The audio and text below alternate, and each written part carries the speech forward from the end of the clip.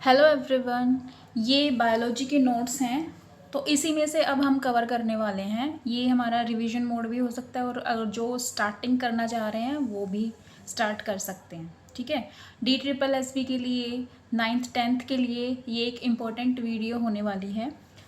यहाँ पे हम पढ़ेंगे कि जो बायोलॉजी है उसके बारे में। ठीक है, पहले उसका इंट्रोडक्शन करेंगे, उसके बाद कंसेप्ट्स पे चलेंगे। क्लियर? बायोलॉजी नेम किसने दिया? Biology name is given by Lamarck and Treviranus. और इसका ओरिजिन कहाँ से आया है? Bios plus logy. बायोस एक ग्रीक वर्ड है जिसका मतलब होता है living. Logy means study. Bios और लॉजी दोनों मिलके क्या बनाएंगे? बायोलॉजी बना देंगे। ठीक है, बायोस एक ग्रीक वर्ड है जिसका मतलब है लिविंग। अब बायोलॉजी की कुछ ब्रांचेज हैं। इसकी 60+ ब्रांचेज हैं। मेन ब्रांचेज है इसकी जूलॉजी एंड बॉटनी। बायोलॉजी की जो मेन ब्रांच है जूलॉजी, जो कि एनिमल से रिलेटेड है, और बॉटनी जो कि प्लांट से रिलेटेड है। ठीक है, बायोलॉजी की 60+ ब्रांचेज हैं, लेकिन इसमें जो मेन ब्रांचे है वो है जूलॉजी जो कि एनिमल से रिलेटेड है, और बॉटनी जो प्लांट से रिलेटेड है। क्लियर? अब क्वेश्चन ये आ सकता है कि फादर ऑफ बायोलॉजी किसे कहा जाता है? Father of biology is Aristotle. ठीक है, father of biology is Aristotle. ये 1 मार्क का क्वेश्चन बन सकता है। Father of biology is Aristotle and wrote the book the Historia of animalia. Aristotle ने एक बुक भी लिखी थी जिसका नाम था द हिस्टोरिया ऑफ एनिमेलिया। ठीक है, यहाँ से हमारे 2 क्वेश्चन बन के तैयार हो जाते हैं। फर्स्ट क्वेश्चन है कि फादर ऑफ बायोलॉजी किसको कहा जाता है? एरिस्टोटल। और दूसरा क्वेश्चन ये है the Historia of Animalia book जो है वो किसने लिखी थी? एरिस्टोटल ने लिखी थी। और बायोलॉजी का मतलब भी पूछ सकते हैं कि बायोलॉजी का जो नाम है वो किसने दिया था? लेमार्क ने। ठीक है, और जो बायोलॉजी है वो 2 वर्ड से मिलके बना है। बायोस जो कि ग्रीक वर्ड है, और लॉजी जिसका मतलब है स्टडी। बायोस और लॉजी मीन्स बायोलॉजी। ठीक है, और इसकी 2 मेन ब्रांचेज हैं। ये भी आ सकता है क्वेश्चन कि जो जूलॉजी है उसमें हम किस चीज़ की स्टडी करते हैं? उसमें हम एनिमल्स की स्टडी करते हैं। और बॉटनी में हम किस चीज़ की स्टडी करते हैं? बॉटनी में हम स्टडी करते हैं प्लांट्स की। Father of biology is Aristotle and the Historia of Animalia book is written by the Aristotle. Clear? अब हम करेंगे necessary traits of living organism. Biology में हम लिविंग ऑर्गेनिज्म के बारे में पढ़ते हैं, चाहे वो एनिमल हो चाहे वो प्लांट्स हो। अब जो नेसेसरी ट्रेट्स हैं लिविंग ऑर्गेनिज्म के कुछ इस तरीके से हैं: growth, respiration, nutrition, digestion and excretion. ये आपने 10th क्लास में पढ़ा होगा आपने कि ये चीज़ें ज़रूरी होती हैं: ग्रोथ, रेस्पिरेशन, न्यूट्रिशन, डाइजेशन और एक्सक्रीशन। इन्हीं के बारे में हम डिटेल में स्टडी करने वाले हैं। क्लियर? इन्हीं को हम डिटेल में स्टडी करेंगे। रेस्पिरेशन को स्टडी कराया जाएगा, न्यूट्रिशन को, डाइजेशन को और एक्सक्रीशन को। Clear? In zoology we study all the organ system of the animal kingdom. Zoology मैंने क्या बताया था आपको? Zoology is the study of animals. Biology का एक पार्ट है जूलॉजी जिसमें हम एनिमल्स के बारे में स्टडी करते हैं। दूसरा पार्ट है बॉटनी जिसमें हम प्लांट्स के बारे में स्टडी करते हैं। प्लांट किंगडम के जो पार्ट्स हैं उनके बारे में स्टडी करते हैं। क्लियर? अब हम करने वाले हैं जो बेसिक है जूलॉजी का, वो क्या होता है? Zoology is related to animal study, कि एनिमल्स के बारे में स्टडी करना क्या कहलाया जाएगा? जूलॉजी कहलाया जाएगा। स्ट्रक्चर ऑफ एनिमल, जूलॉजी में हम क्या पढ़ेंगे? स्ट्रक्चर ऑफ एनिमल बॉडी के बारे में पढ़ेंगे। बॉडी के अंदर जो ऑर्गन सिस्टम होता है उसके बारे में पढ़ेंगे। Organs, tissue, cell. 9th class में एक चैप्टर था basic unit of life, fundamental unit of life, जिसमें सेल के बारे में ही बताया गया है। ठीक है, हम यहाँ पे कह सकते हैं कि जो सेल है वो क्या है? Basic fundamental unit of life. जैसे कि एक इमारत बनती है ना ईंट से, उसी तरीके से हर एक लिविंग ऑर्गेनिज्म में सेल एक ईंट का काम करता है जो कि एक पूरे ऑर्गेनिज्म को डेवलप करता है। ठीक है, सेल अगर जुड़ेंगे तो टिश्यू बनेगा, टिश्यू से ऑर्गन बनेगा, ऑर्गन से ऑर्गन सिस्टम बनेंगे और ऑर्गन सिस्टम से पूरी की पूरी बॉडी बन जाएगी। आगे बात समझ में? अब क्या आपने कभी सोचा है कि एनर्जी इनटेक कैसे होती है ह्यूमन बीइंग्स में? ह्यूमन बीइंग में जो एनर्जी है वो कैसे मिलती है? चलो एक एग्जाम्पल से आप समझते हैं। सपोज करो आपका व्रत है, ठीक है, उस दिन आप थोड़ा टायर्ड फील करोगे क्योंकि आपने खाना नहीं खाया, और जिस दिन आप अच्छे से खाना खाओगे उस दिन आप एनर्जेटिक फील करोगे। ऐसा क्यों होता है? हम यहाँ पे इनडायरेक्टली कह सकते हैं कि जो हमारे शरीर में एनर्जी है वो खाने से आती है, ठीक है। अब हम अपने शरीर के मेटाबॉलिज्म को स्टडी करेंगे कि हमारे शरीर में जो एनर्जी है वो डेवलप कैसे होती है, ठीक है। एनर्जी हमारी डेवलप होती है ऑक्सीजन की हेल्प से, ठीक है।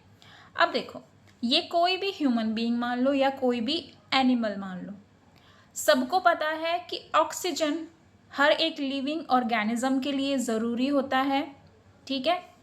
ऑक्सीजन का इनटेक होगा, इनटेक होने के बाद वो ऑक्सीजन कहाँ जाएगी? वो ऑक्सीजन जाएगी आपके लंग्स में। लंग्स में जाने के बाद CO2 तो एक्सहेल हो जाएगी, मीन्स बाहर आ जाएगी, और ऑक्सीजन को एब्जर्व कर लिया जाएगा। वो ऑक्सीजन जैसे ही एब्जर्व होती है आपके शरीर में, लंग्स उसको एब्जर्व कर लेंगे और लंग्स उस ऑक्सीजन को हर एक सेल के पास पहुंचाने का काम करेगा वाया ब्लड, ठीक है। ये आगे हम सब पढ़ने वाले हैं, ये मैं सिर्फ एक ब्रीफ आपको स्ट्रक्चर बता रही हूँ कि हम क्या क्या पढ़ने वाले हैं ऊपर ऊपर से, ठीक है। अब देखो, सेल के अंदर सेल ऑर्गेनेल्स होते हैं, सेल के अंदर ही ये रिएक्शन होती है, ठीक है। जैसे ही हम ऑक्सीजन लेंगे ना, ऑक्सीजन लंग्स ने क्या किया, ऑक्सीजन को सेल के पास पहुंचा दिया। सेल में क्या प्रेजेंट है? ग्लूकोज प्रेजेंट है।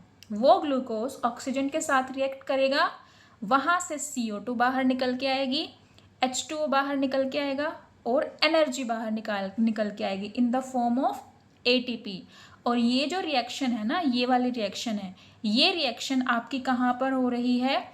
माइटोकॉन्ड्रिया ऑफ सेल के अंदर, ठीक है। सेल के अंदर जो एक माइटोकॉन्ड्रिया होता है जिसको हम power house of the cell बोलते हैं, उसी के अंदर ये रिएक्शन हो रही है, ठीक है। इसको हम डिटेल में पढ़ेंगे आगे। देखो, माइटोकॉन्ड्रिया के अंदर ये रिएक्शन हुई, यहाँ से एनर्जी निकली है in the form of ATP।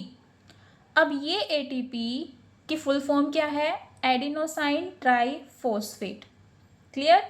ये ATP की फुल फॉर्म है एडिनोसाइन ट्राईफॉस्फेट, यहीं से हमारे शरीर में एनर्जी मिलती है, क्लियर। अब है energy molecule of human body. यहाँ एक क्वेश्चन देखो यहाँ से बन सकता है कि जो माइटोकॉन्ड्रिया है उसको पावर हाउस ऑफ सेल क्यों कहा जाता है? क्योंकि जैसे ही इनटेक होगा ऑक्सीजन का, वो ऑक्सीजन ग्लूकोज मॉलिक्यूल के साथ रिएक्ट करेगी, ग्लूकोज के साथ रिएक्ट करने के बाद वो CO2 देगी, वाटर देगी और एनर्जी प्रोवाइड करेगी इन द फॉर्म ऑफ ATP। और इसका ATP का जो नाम है वो क्या है? Adenosine triphosphate, clear. इतना समझ में आ गया? आगे बढ़े। नेक्स्ट है energy molecule of human body. Glucose जो है अपना, वो क्या है? एनर्जी मॉलिक्यूल है, ठीक है। क्या है वो? Energy molecule. ग्लूकोज का जो फॉर्मूला है वो क्या है? C6H12O6। नेक्स्ट है एनर्जी करेंसी। अगर ये क्वेश्चन आ जाए कि एनर्जी मॉलिक्यूल क्या है ह्यूमन बॉडी में, वो है ग्लूकोज C6H12O6। एनर्जी करेंसी क्या है? ATP, adenosine triphosphate. 1 ATP में कितनी कैलोरी एनर्जी होती है? 7.6 कैलोरी एनर्जी होती है, ठीक है। 1 ATP में कितने कैलोरी एनर्जी होती है? 7.6 कैलोरी, क्लियर। ये दो क्वेश्चन आपके यहाँ से बन के तैयार हो गए। नेक्स्ट है oxygen is required for breakdown of glucose. अब देखो, ग्लूकोज तो हम खाएंगे, कार्बोहाइड्रेट वो ग्लूकोज में कन्वर्ट हो जाएगा, जो कि एनर्जी मोलिक्यूल है। ठीक है, अब उस ग्लूकोज मोलिक्यूल को ब्रेक करने का काम किसका होता है? ऑक्सीजन का होता है। क्लियर? और जो एनर्जी एटीपी की फॉर्म में बनी है हमारे माइटोकॉन्ड्रिया में, वो उसमें 7.6 कैलोरी है।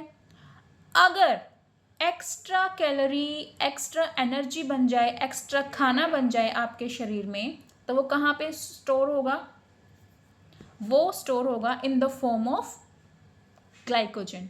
ठीक है, in the liver. Energy is stored in mitochondria, जिसको पावर हाउस ऑफ सेल कहा जाता है। Clear?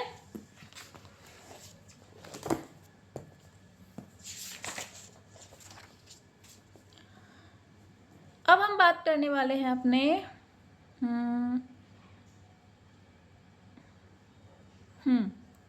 Main organ in various organ system of human body.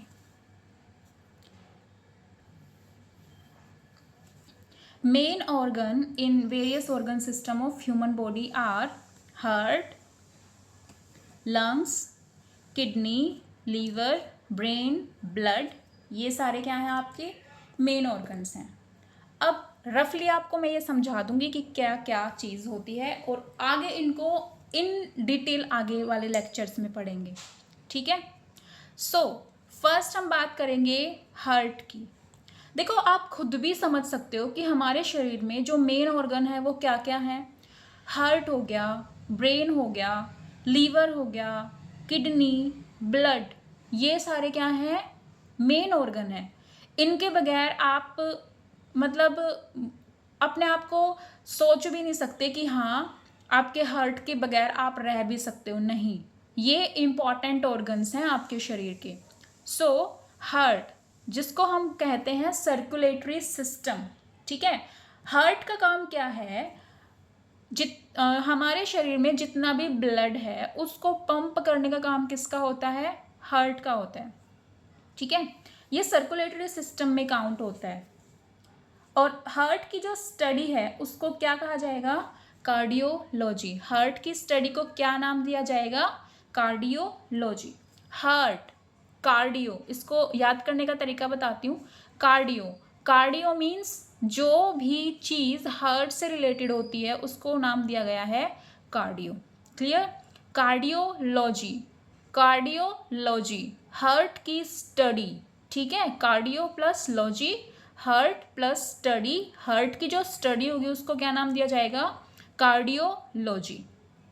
Clear? Organ से इम्प्योर ब्लड आएगा हार्ट के पास। इम्प्योर ब्लड किसके पास जाएगा? लंग्स के पास। इम्प्योर से क्या मतलब है? इम्प्योर का मतलब है जिस ब्लड में कार्बन डाइऑक्साइड प्रेजेंट है उसको हम कह रहे हैं इम्प्योर ब्लड। लंग्स के पास जाएगा। लंग्स के पास ढेर सारी अमाउंट ऑफ ऑक्सीजन प्रेजेंट है। ऑक्सीजन को वो एक्सचेंज कर लेगा और कार्बन डाइऑक्साइड को बाहर निकाल देंगे और ऑक्सीजन को मतलब इनटेक कर लेगा। तो वो लंग क्या करेगा? ब्लड को, इम्प्योर ब्लड को ऑक्सीजनेटेड ब्लड में कन्वर्ट कर देगा। वो प्योर ब्लड बन गया। वो प्योर ब्लड दोबारा से हार्ट के पास जाएगा और वो हार्ट उस प्योर ब्लड को पूरे शरीर में पंप कर देगा। ठीक है, लंग्स का क्या, लंग्स के बारे में हम पढ़ेंगे। अब हम लंग्स की जो स्टडी है उसको नाम दिया गया है पल्मोनोलॉजी। पल्मोनोलॉजी, पल्मोनोलॉजी, लंग्स की स्टडी को पल्मोनोलॉजी। ये एक रेस्पिरेटरी सिस्टम है जहाँ पे प्योरिफिकेशन ऑफ ब्लड होता है। प्योरिफिकेशन मीन्स कार्बन डाइऑक्साइड और ऑक्सीजन का एक्सचेंज कहाँ पर होता है? लंग्स में होता है। क्लियर? नेक्स्ट है किडनी। किडनी की स्टडी को हम क्या नाम देंगे? नेफ्रोलॉजी। किडनी की स्टडी को क्या नाम देंगे? नेफ्रोलॉजी, जो कि एक एक्सक्रीटरी सिस्टम है। यहाँ पे फिल्टरेशन होता है ब्लड का।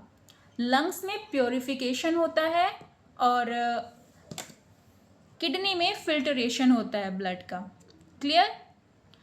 और किडनी क्या करती हैं? टॉक्सिक एलिमेंट्स को क्या करती हैं? ये एक्सक्रीट कर देती हैं, फिल्टर कर देती हैं इन द फॉर्म ऑफ यूरिन। जो भी वेस्ट सब्सटेंस होगा, जो भी टॉक्सिक सब्सटेंस होगा, वो यूरिन के थ्रू एक्सक्रीट हो जाएगा। क्लियर? किडनी की स्टडी को नेफ्रोलॉजी, लंग्स की स्टडी को पल्मोनोलॉजी, और लीवर किस में इंक्लूड होता है? लीवर इंक्लूड होता है डाइजेस्टिव सिस्टम में।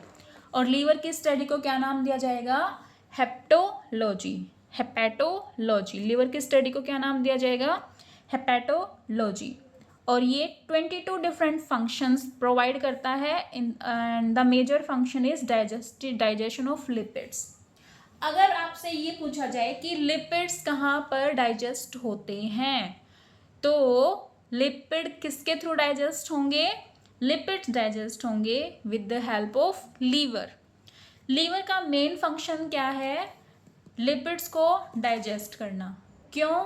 लीवर के अंदर एक बाइल डक्ट होती है जो कि बाइल जूस को क्या करती है? स्टोर करके रखती है, ठीक है। और वो बाइल जूस फैट पर एक्ट करेगा, जो कि फैट के लार्ज ग्लोब्यूल्स को छोटे ग्लोब्यूल्स में तोड़ देगा, और वहाँ से लिपिड्स का क्या हो जाएगा? डाइजेशन। लीवर की जो स्टडी है उसको क्या नाम दिया गया है? हेपेटोलॉजी। ब्रेन की स्टडी को क्या नाम दिया गया है? न्यूरोलॉजी। ब्रेन की स्टडी को क्या नाम दिया गया है? न्यूरोलॉजी। ब्रेन नर्वस सिस्टम में आता है। Brain is the controller of the full body. Brain ही हमारे पूरे शरीर को कंट्रोल करके रखता है। ब्रेन ही हमारे शरीर को चलाता है। ब्रेन ही हमें वो बताता है कि आपको अब ये काम करना है और अब ये काम करना है। अब जो आपके शरीर में हार्ट है, लंग्स हैं, ये जितने भी ऑर्गन प्रेजेंट है ना, इनको आपका ब्रेन ही क्या कर रहा है? कंट्रोल कर रहा है। क्लियर? नेक्स्ट हम बात करेंगे blood. Blood is considered as circulatory organ. Blood क्या है? हमारा सर्कुलेटरी ऑर्गन है। It carries oxygen, it carries pure blood and carbon dioxided blood, minerals, nutrient and urine with it. तो ब्लड का काम क्या है? सर्कुलेशन का। ब्लड इंपॉर्टेंट चीज़ों को और टॉक्सिक सब्सटेंसेस को अपने साथ एक पॉइंट से दूसरे पॉइंट पे लेके जाता है। So blood also transfer energy to all the organs of the body.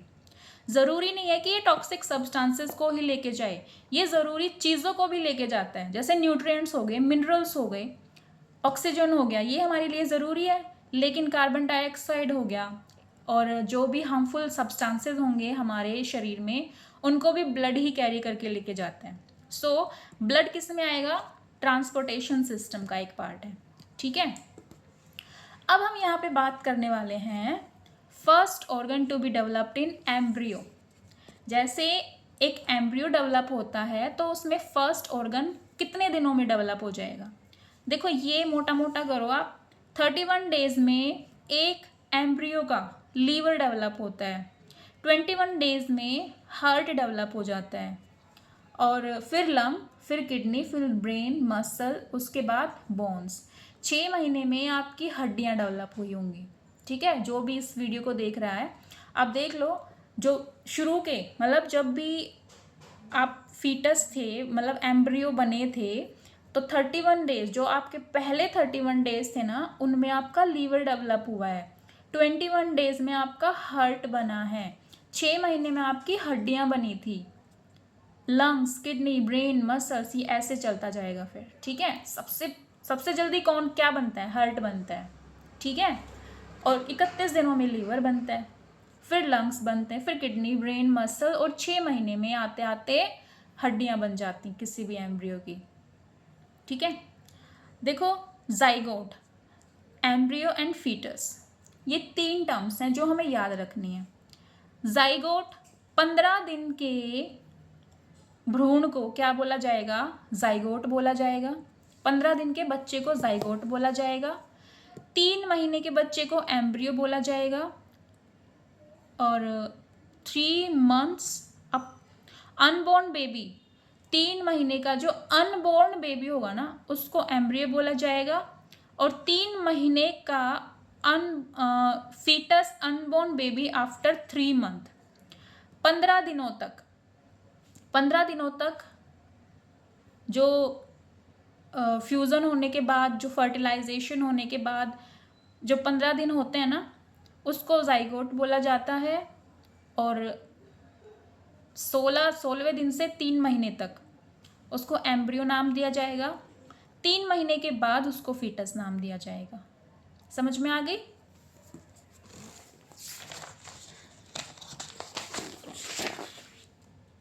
Next कुछ ये इंपॉर्टेंट टर्म्स हैं जो डायरेक्ट क्वेश्चन आने के चांसेस हैं। Total muscles in adult human being.